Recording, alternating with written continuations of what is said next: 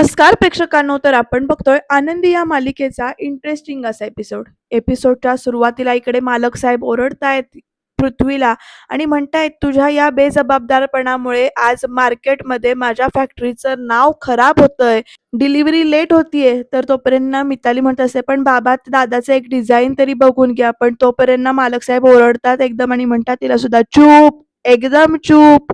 तू सुद्धा यांच्या नादाला लागून बेजबाबदार झालीयस. तर आता तोपर्यंत पृथ्वी म्हणायला लागतो, एक मिनिट मिस्टर युगंधर निंबाळकर. अगदी बोटबीट दाखवून बोलतोय बरं का हा पृथ्वी. पृथ्वी पुढे म्हणतो, मी इथे कुठल्याही प्रकारचा टाइमपास करायला नाही आलोय. या फॅक्टरीच्या फायद्यासाठी आणि बिझनेस वाढवण्यासाठी काही नवीन गोष्टी घेऊन आलोय मी, असं पृथ्वी इथे सांगतो आणि म्हणतो, मी पण या फॅक्टरीचा निंबाळकरांचा वारसदार आहे म्हणून. तर लगेच युगंधर म्हणतो, वारस?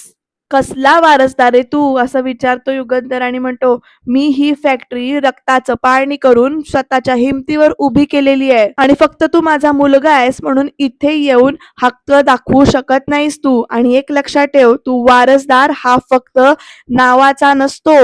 वारसदार हा विचारांचा असावा लागतो, कर्तृत्वाचा असावा लागतो. लायकी नसताना मिळालेल्या गादीवर फक्त बसता येतं, पण ती गादी चालवण्यासाठी खांद्यात आणि मनगटात स्वतःची ताकद असावी लागती. स्वतःचं कर्तृत्व सिद्ध करायला लागतं आणि ती लायकी नाहीये तुझी, असं इकडे ना युगंधर सरळ सरळ म्हणतो बरं का पृथ्वीला. आणि पृथ्वी बघा कसा शॉक होऊन बघतोय. शिर्के मात्र बिचारे गोंधळेत, ह्याच्यामध्ये काय बोलायचंय ते. तर पृथ्वी पुढे म्हणतो, मंजूर आहे मिस्टर युगंधर निंबाळकर, तुम्ही घाम गाळलाय त्यामुळे या खुर्चीवर तुमचा अधिकार आहे. पण ज्या कर्तृत्वाची आणि लायकीची तुम्ही भाषा करताय ना, ती याच फॅक्टरी बाहेर स्वतःच्या हिमतीवर उभी करून दाखवेन. आज तुमच्या रक्तातून आणि तुमच्या नावातून मी स्वतःला मुक्त करतोय. यापुढे या तुमच्या फॅक्टरीमध्ये हक्क सांगायला मी कधीच येणार नाही. पण एक दिवस असा नक्की आणीन की या बाजारामध्ये पृथ्वी निंबाळकरांचं सुद्धा एक वेगळं साम्राज्य असेल आणि तेव्हा तुम्ही कौतुकाने नाही तर माझ्याकडे तुम्ही हताश होऊन पाहत असाल, असं इकडे ना पृथ्वींना चॅलेंज देतोय बरं का. तर इकडे युगंधर म्हणतो, आत्ताच्या आत्ता इकडनं चालता हो, गेट आउट, असं म्हणून युगंधर ओरडतो इथे पृथ्वीच्या अंगावर. आणि आता प्रेक्षकांना पुढे काय घडणार. पृथ्वी तर तिकडनं आपला लॅपटॉप वगैरे सगळं उचलून निघून गेलाय. मिताली पण बिचारी गोंधळात सापडले की नेमकं आता काय करायचं. एकदा ती थांबायचा प्रयत्न करते, पण एकदा ना तिकडनं निघून जाते. आणि प्रेक्षकांना ती दोघं निघून गेल्यानंतर इथे मात्र, ठीक आहे बघते मी काय करायचं ते, असं तिचे फोनवर बोलणं चाललंय. तुम्ही पृथ्वीला सांभाळा, असं ती फोनवर कोणाला तरी सांगते. आणि प्रेक्षकांनो शिल्पा त्या म्हणते, आधीच उल्हास त्यात फाल्गुन मास, काय गरज होती याला फॅक्टरीत जाण्याची, न सांगता जाण्याची काय गरज होती. तर इकडे ना विद्याधर विचारतो हळूच येऊन, का का जायचं नाही त्यांनी फॅक्टरीमध्ये. अगं युगंधरचा सख्खा पोरगा आहे तो, त्याचा बी अधिकार आहे फॅक्टरीवर. तर तुला कसं माहिती मी कशाबद्दल बोलते ते, असं इथे शिल्पात्या विचारते. तर आता विद्याधरचा पापतोय बरं का. आणि मग प्रेक्षकांनो इथे शिल्पात्याला संशय आलाय की ह्या सगळ्या मागे विद्याधर तर नसेल ना. तर विद्याधर म्हणतो, अरे ते काय म्हणतात ते कॉमन सेन्स शिल्पाताई. तर एक शिल्पा म्हणते ते, पण मी पृथ्वीचं नाव घेतलंच नाही इथे, तुला कसं माहिती की पृथ्वी फॅक्टरीत गेलाय. आणि मग शिल्पाताई अशी संशयाने बघते बरं का युगंधरकडे. युगंधर जरा चपापतोय, ततपपा करतोय. तर म्हणजे फॅक्टरीमध्ये जे काही झालंय हे तुला माहिती होतं, असं शिल्पाताई विचारते. तर विद्याधर साळसूतपणाचा आव आणतो आणि म्हणतो, तू काय बोलतेय शिल्पाताई. तर लगेच शिल्पा म्हणते, हे सगळं तुझं काम आहे ना. तर विद्याधर म्हणतो, मी? अगं पण मी काय काम केलं, मी तर घरात बसून भडंग खात होतो. तर शिल्पा म्हणते, पृथ्वीला भडकवून तू पृथ्वीला फॅक्टरीमध्ये पाठवलंस, पण तुला माहितीये पृथ्वीला फॅक्टरीमध्ये बघितल्यानंतर युगंधरचा पारा वाढणार आणि त्या दोघांमध्ये भांडण होणार. ही कल्पना तुझी आहे बरोबर. असं म्हणत असताना विद्याधर मान बाजूला करतो. तर शिल्पाताई ओरडून विचारते, का करतोयस तू हे सगळं, लाज कशी काय वाटत नाहीये रे तुला. युगंधर तुझा सख्खा भाऊ आहे, वैरी नाही येतो. तर विद्याधर म्हणतो, ताई हे बघ, तू मला उगाचच ज्ञानाचे डोस पाजू नकोस. तू फक्त माझी बहीण आहेस, तशी त्याची सुद्धा बहीण आहेस. त्यामुळे तू आमच्या वादात पडू नकोस, कारण त्याचा काय बी उपयोग होणार नाहीये. काय बी झालं ना तरी युगंधरचं हस्तखेळतं आयुष्य उद्ध्वस्त करण्यासाठी मी कुठल्या बी थराला जाऊ शकतोय. आणि तू काय, वरनं देव जरी खाली उतरला ना तरी सुद्धा मी त्याचं काहीही ऐकणार नाही, असं विद्याधर ते स्पष्टपणे सांगतो. तर इकडे शिल्पा म्हणते, तू त्याचं आयुष्य उद्ध्वस्त करायला निघालायस, पण न कळत तू स्वतःचं आयुष्य उद्ध्वस्त करतोयस, तुला कल्पना पण नाहीये त्याचे परिणाम काय होतील याची. तर विद्याधर म्हणतो, मला त्याचे परिणाम, मला त्याची काळजी नाहीये. माझ्या आयुष्याची राख झाली तरी चालेल, पण त्या युगंधरचा माज मला जमिनीवर उतरवायचा आहे. त्या दोन बाप लेकांमध्ये अशी दरी निर्माण करील की याच जन्मात काय तर पुढच्या 7 जन्मांमध्ये सुद्धा ते एकत्र येऊ शकणार नाहीत. तर शिल्पाताई म्हणत असते की नको करूस तू हा मूर्खपणा, आता तरी शहाणा हो, मागे फिर. तरी विद्याधर म्हणतो, मागं फिरायला मी काय वारीला निघालोय होय ताई, मी निखाऱ्यावर चालायला लागलोय. आता एक तर समोरचा जळ, नाहीतर मी तरी कोसळीन, पण आता माघार नाही. ह्यो खेळ मी सुरू केलाय आणि याचा शेवट बी मीच करणार, असं विद्याधर इथे सांगतोय बरं का ठणकावून शिल्पाला, आणि तिकडनं निघून जातोय. आणि शिल्पा मात्र तिथेच विचार करत उभी आहे. पण प्रेक्षकांनो, हे जे काही सगळं बोलणं आहे ते दरवाजाच्या आडून इकडे आनंदीने ऐकलेलं आहे. आता आनंदी काय करते पुढे हे बघत राहणं इंटरेस्टिंग ठरणार आहे बरं का प्रेक्षकांनो. तर इकडे रूम मध्ये आल्यानंतर पृथ्वीची जाम चिडचिड होतीये. तो असा आपला हात वगैरे आपटतोय, खूप रागावलाय तो. मिताली म्हणते, दादा अरे ऐकशील का माझं, तू शांत बरं हो आधी. तर कसा शांत होऊ मिताली मी, तो माझा जाहीर अपमान होता. त्या कामगारासमोर त्यांनी माझी लायकी काढली, सगळ्यांसमोर असा अपमान करतात का. अरे बाबा जे काही बोलले ते रागाच्या भरात बोलले, असं म्हणत ना मिताली पृथ्वीला समजवत असते. आणि मग तोपर्यंत पृथ्वी अशी हाक येते, तर आनंदी आलेली आहे. आत येऊ कसं ती विचारते. आता आनंदी आल्यावर, प्लीज तू इथून जा आता आनंदी, मला आता यावेळी कुणाशीही काहीही बोलायचं नाहीये, तू प्लीज जा, असं इकडे आनंदीला सांगतो पृथ्वी. तर आनंदी म्हणते, बर जाते मी, पण काय ना जाण्यापूर्वी फक्त एका गोष्टीचं. मग ना ती म्हणते, अशी म्हणजे चिडचिड करून तुझा राग संपणार आहे का, म्हणजे फॅक्टरीमध्ये जे काही झालंय ते याच्यामुळे बदलणार आहे का, चिडचिड करण्यामुळे बदलणार आहे का.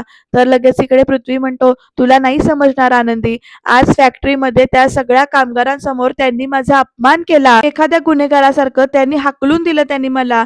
काय गुन्हा केला होता मी काय माझ्या स्वार्थासाठी गेलो होतो का तिथे. तर आता प्रेक्षकांनो पृथ्वी पुढे सांगतो, त्यांचा बिझनेस वाढवण्यासाठीच गेलो होतो ना मी तिथे. माझी इतकी युनिक आयडिया, रेडीमेड साड्यांची आयडिया, त्यांनी एकदा माझी बाजू तरी ऐकून घ्यायला पाहिजे होती. त्यांना ना माझ्यावर विश्वासच नाहीये. त्यांना काय वाटतं माहितीये, सगळ्या नवीन गोष्टी वाईट, सगळ्या नवीन जनरेशन वाईट, पण त्यांच्या डोक्यात जे काही आहे ना ते तेवढं मात्र उत्तम, असं त्यांना वाटत राहतं. माझ्या लेखी त्या मूर्खपणाच्या आहेत असं म्हणतात. आणि मग त्याच्यानंतर जे घोर कष्ट इतकी वर्ष चालू आहेत ना, त्यांना त्यापेक्षा वेगळं काही करायचं नाही आणि त्यांची हिंमत सुद्धा नाहीये काही वेगळं करायची. ते खूप नॅरो माइंडेड आहेत, जुनाट विचारसरणीचे आहेत, असं सगळं इकडे ना पृथ्वी बोलतोय. आणि पुढे म्हणतो, अगं पण मी ॲम्बिशियस आहे, मला ना हा बिझनेस वाढवायचा आहे, पुढे न्यायचा आहे. पण त्यांना ना कधीच कळणार नाही. ते सगळ्यांसमोर मला ओरडले. ते म्हणाले की माझ्यामुळे उशीर झाला डिलिव्हरीचा, पण मला आता माहिती होतं का माझ्यामुळे डिलिव्हरीज थांबणार आहेत ते. मी मुद्दामून नाही केलेलं हे सगळं, असं पृथ्वी सगळं सांगतो. तर आनंदीनं ऐकून घेते त्याचं सगळं. पृथ्वी पुढे म्हणतो, मिताली तूच सांग काय चुकलंय माझं. तर प्रेक्षकांनो मिताली नाही म्हणून मान डोलवते. काय चुकलंय आनंदी माझा, असं आनंदीला पण पृथ्वी विचारतो आणि मान मागे करतो. तोपर्यंत आनंदी म्हणते, हो चुकलंय तुझं, आता तुझं चुकलंय. असं ऐकल्यानंतर इकडे पृथ्वी बघायला लागतो आनंदीकडे. आनंदी म्हणते की हो तू खूप मोठी चूक केलीस.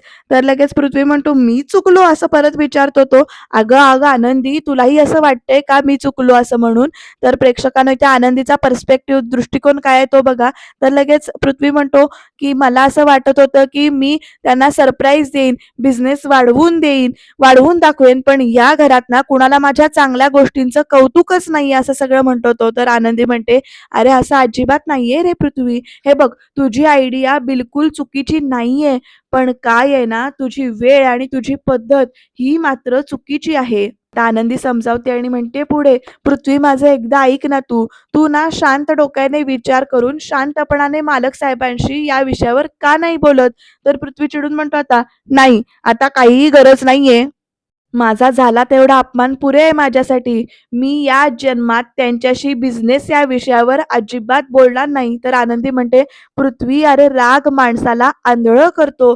तू आता फक्त मालक साहेबांच्या रागाकडे बघतोयस, पण त्या रागाच्या मागचं कारण समजून घेण्याचा एकदा तरी प्रयत्न कर ना तू." असं इकडे आनंदी म्हणते आणि मग पृथ्वी जरासा विचार करतो. आनंदी पुढे म्हणते, "मालक साहेबांनी आजपर्यंत या फॅक्टरीसाठी ना रक्ताचं पाणी केलंय अरे. त्यांची एक शिस्त आहे आणि ती स्वतः त्यांनी निर्माण केलेली शिस्त आहे. ती शिस्त तू पाळली नाहीस. कुठलीही पूर्वकल्पना न देता तू फॅक्टरीमध्ये पोहोचलास आणि त्यांच्या इतक्या वर्षानुवर्षांच्या विश्वासाला तडा गेला. माल वेळेत डिलिव्हर झाला नाही म्हणून ते चिडले." आणि मग प्रेक्षकांनो इकडे पृथ्वीनं आनंदीकडे बघायला लागतो आणि म्हणतो, "शिस्त म्हणून स्वतःच्या मुलाला गेट आउट म्हणायचं?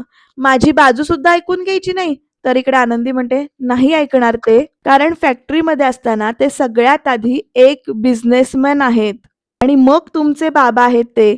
बिझनेस आणि शिस्तीत ते कधीच कुणाचीच गय करत नाहीत आणि ही जी गोष्ट आहे, जितकी मला ठाऊक आहे, तितकीच ती गोष्ट तुला सुद्धा माहिती आहे." असं म्हणून आनंदी समजावते आणि मग पुढे म्हणते, "पण याचा अर्थ असा अजिबात नाही की त्यांचं तुमच्यावरती अजिबात प्रेम नाहीये. ते तुझं नक्की ऐकतील. पण त्यासाठी ना, हे बघ, त्यासाठी त्यांच्या स्वाभिमानाकरता तुला एक पाऊल पुढे टाकावंच लागेल." तर पृथ्वी म्हणतो, की "मी एक पाऊल सुद्धा पुढे टाकणार नाहीये, कारण मी चुकलेलो नाहीये." असं एकदम तो चिडून आणि ठामपणे म्हणतो. तर आनंदी म्हणते, "पृथ्वी, अरे बापाचा मान राखण्यासाठी मुलाने जर का कधी झुकतं माप घेतलं ना, तर त्यात मुलगा कधीच कमी होत नाही अरे. उलट तो त्याचा मोठेपणा सिद्ध करतो." असं इकडे आनंदी समजावते पृथ्वीला परत एकदा आणि पृथ्वीला जरासं ते पटतंय असं वाटतंय एकंदरीत त्याच्या हावभावावरून आणि मितालीला सुद्धा ती गोष्ट पटते.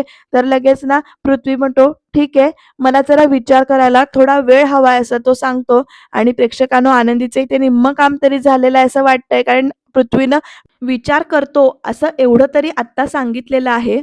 तर प्रेक्षकांनो आता पुढे काय होतंय ते बघूया. आनंदीना इकडे 11, 12, 13, 14, 15 आणि अशी पावलं मोजत ती येते. आता ती पावलं मोजत कुठे आली आहे तुम्हाला कळेलच. ती गेस्ट रूम जवळ आली आहे. 15 पावलांजवळ बरोबर गेस्ट रूम आहे असं ती स्वतःशी तिथे म्हणते. मालक साहेबांशी बोललंच पाहिजे आता असं सगळं तिच्या मनामध्ये चाललंय. तर प्रेक्षकांनो, आनंदीताई, तुम्ही इथे कशा काय आलात आणि त्या पण एकट्या? डॉक्टरांनी तुम्हाला आराम करायला सांगितलंय. तर लगेच ना सुनीताताई, "ही रूम गेस्ट रूम आहे ना?" असं विचारते आनंदी सुनीताताईंना आणि म्हणते, "मालक साहेब इथेच आराम करतायत ना?" तर लगेच सुनीताताई म्हणते, "हो, तीच रूम आहे. पण तुम्ही गेस्ट रूममध्ये कशा काय आलात?" "अहो, मालक साहेबांच्या रूममध्ये आणि गेस्ट रूममध्ये जवळ-जवळ 15 पावलांचं अंतर आहे ना, मग ते मी बरोबर 15 पावलं चालत आले इथपर्यंत." तर सुनीता म्हणते, "बापरे! 15 पावलं? तुम्ही कमाल आहात बरं का आनंदीताई तुमची."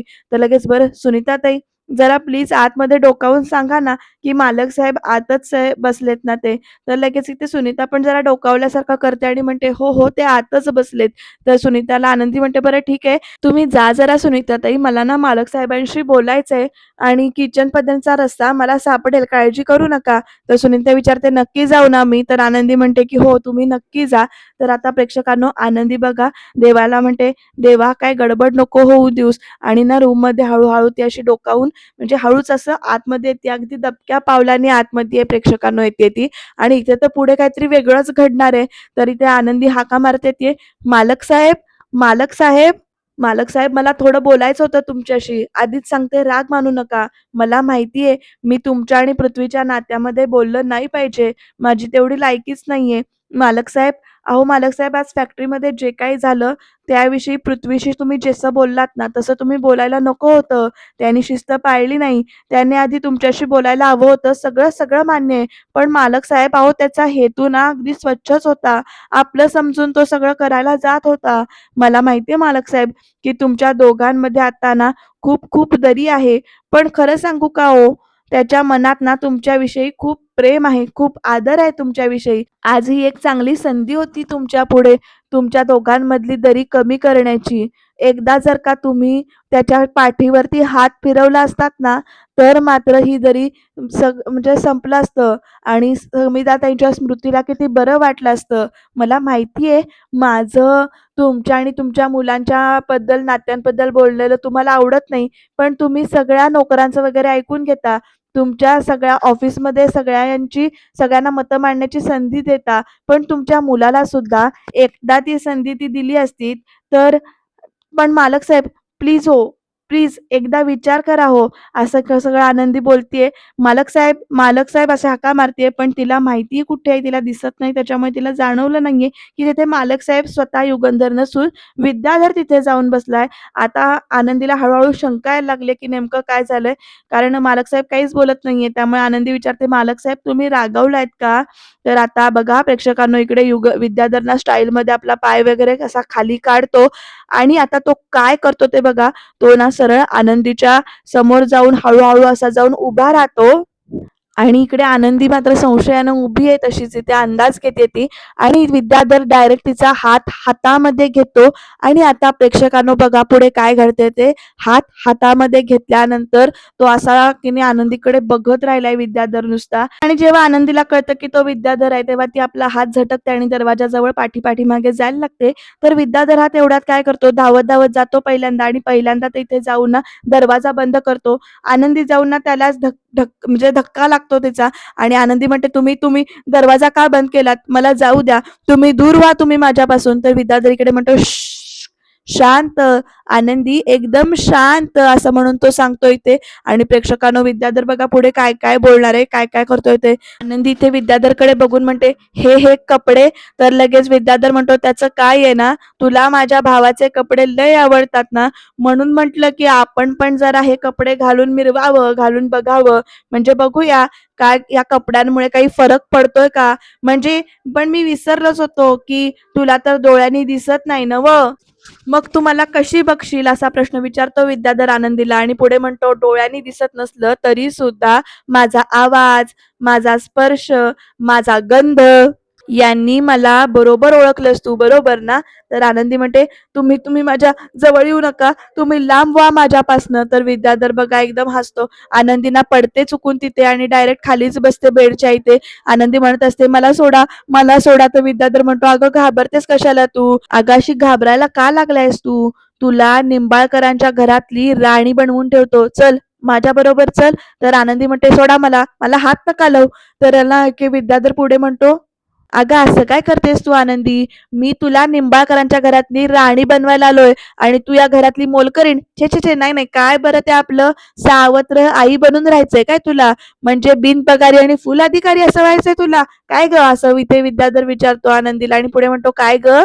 तू काय त्या बापलेकामधली दरी मिटवणार आहेस काय? आणि मग विद्याधर आनंदीला उठवतो आणि म्हणतो तर हे बघ ही असली ना आई बनण्याची स्वप्न ना बंद कर तू. हे बघ कारण ते स्वप्न कधीच पूर्ण होणार नाहीये. मी ते पूर्ण होऊ देणार नाहीये.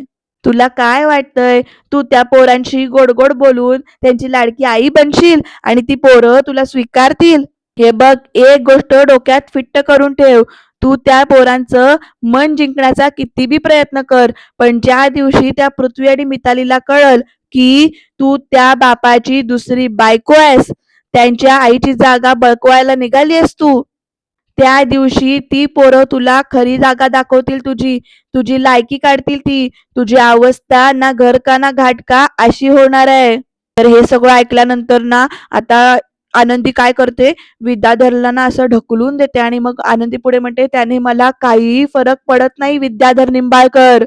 मी शेवटपर्यंत प्रयत्न करत राहणार. त्या मुलांच्या मनामध्ये मी प्रेम करून निर्माण करू शकेन की नाही याची मला काही कल्पना नाहीये.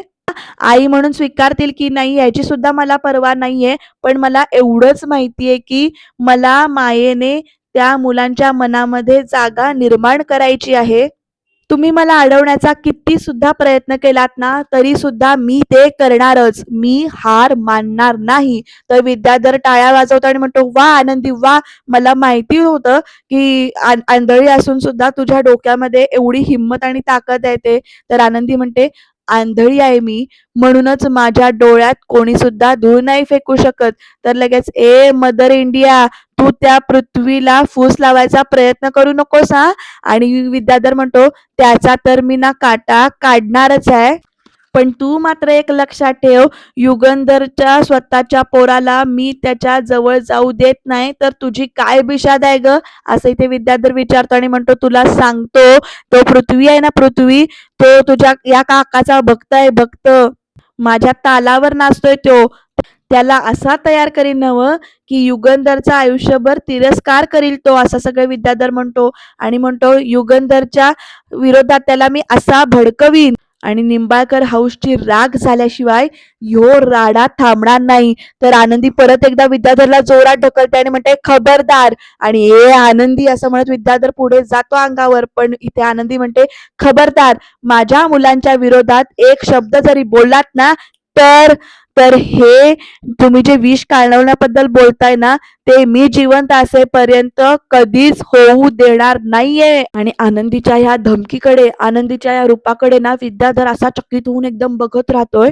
पण उद्याच्या भागात मात्र एवढं वेगळंच काहीतरी आपल्याला बघायला मिळते. इथे विद्याधर गाडीजवळ जातोय, पण तोपर्यंत स्फोट होतोय कसला तरी आणि विद्याधर इकडे पडतो. आनंदी घाबरते. तर विद्याधर म्हणतो, तू जे कुकरचा ब्लास्ट केला असं काय माझ्या लक्षात येणार नाही असं वाटलं का तुला?